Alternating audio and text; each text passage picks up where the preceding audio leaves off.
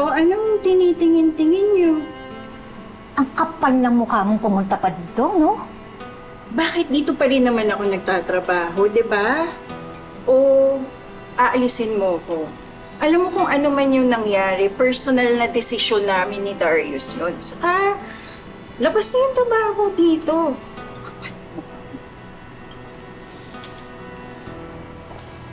Yun talaga yung iniisip mo, no? Yung trabaho? Hindi ako? Hindi mo ba naisip na baka mapatay kita sa galit? Nay, kumalma ka. Huwag ka na ulit gumawa ng trending na video para lang sa babaeng yan. Tama, Nay. Hindi worth it. Alam mo, Melania, mabuti pa umalis ka na. Ano pa ba kasing ine-epal-epal mo dito? Hindi ka kailangan dito! Kung gusto niyo ako paalisin, edi sisantihin mo ko, Rosel. Pero walang sisihan na kung magdedemanda ako, ha? Ikaw pa talaga magdedemanda? Oo, isusumbong ko kayo sa labor kasi hindi makatarungan na tatanggalin mo ko sa trabaho porque nakita mo kung kasama yung asawa mo. Alam mo, Melania, hindi ko alam kung saan ka kumukuha ng kapal ng mukha. Pero alam mo, tama ka eh.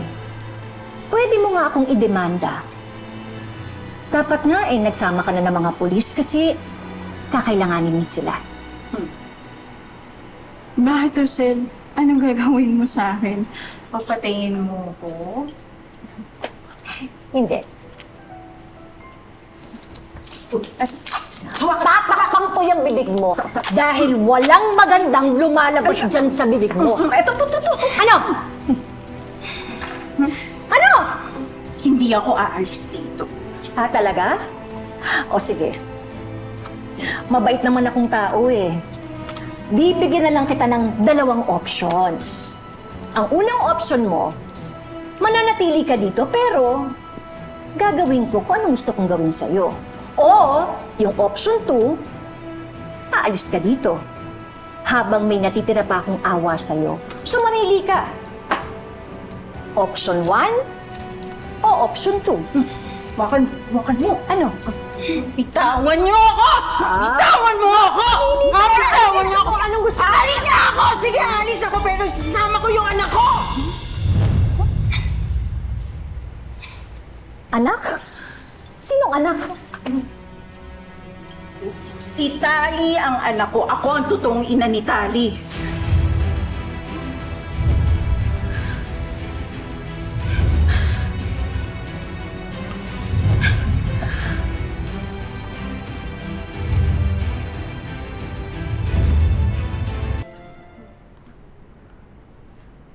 Ikaw ang ina ni Tali? Oo. Sa akin siya nanggaling, kaya akin siya. Dali. Paano nangyari yun? Siya ang sanggol na pinalit ni Malu sa totoong anak mo.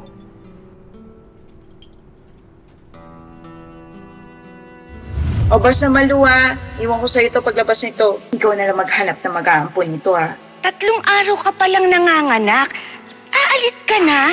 Saka di ba sinabi ko naman sa'yo, wala pa akong nahahanap na ampon ng anak mo. Malu naman, sinabi ko na sa'yo, di ba?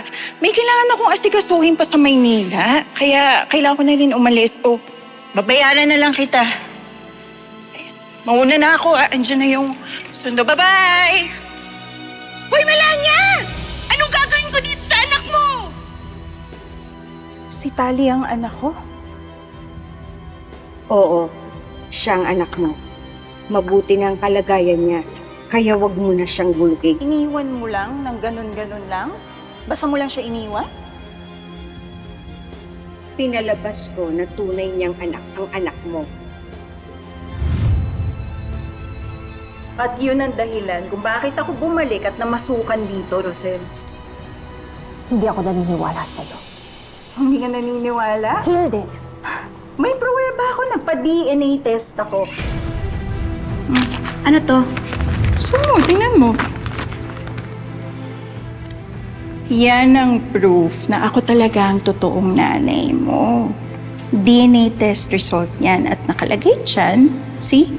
99.9% na match tayo. Hindi ako naniniwala sa peking papeles ito.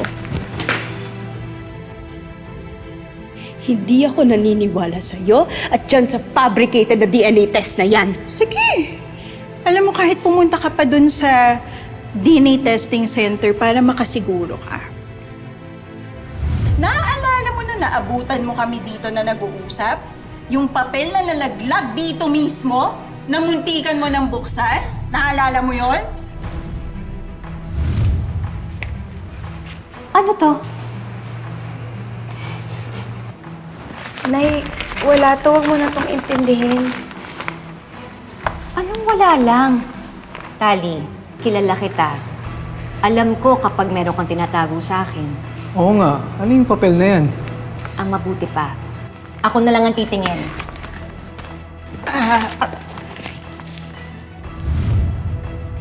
Kaya akin na ang anak ko. Tali, dito na. Wala niya. Hindi! Ka na dito!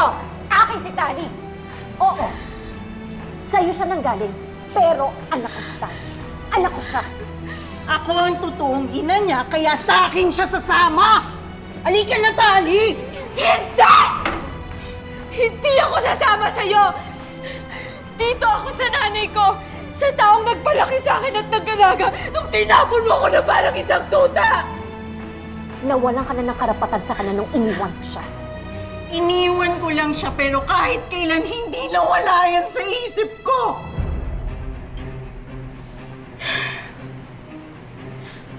Tali! Tali, anak, halika na! Di ba pinag-usapan na natin to? Pinaliwanag ko na sa'yo lahat, Tali, di ba?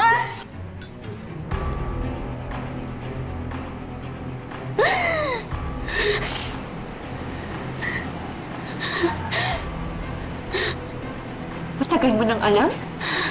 Matagal mo nang alam kung siya ang nanay ko? Sorry na. Nay, sorry, hindi ko agad sinabi sa'yo. Ayoko lang isipin kasi naampon lang ako, Nay. Patawarin mo ako. Tinago namin yung totoong pagkatao ni Tali dahil siya yung nakiusap sa akin. May nalaman ako na sigurado ako ikakagulat. Ano yun? Alam ko na kung sino yung totoong anak ni Rosel. O ba't parang natakot ka? Sino yung totoong anak ni nanay?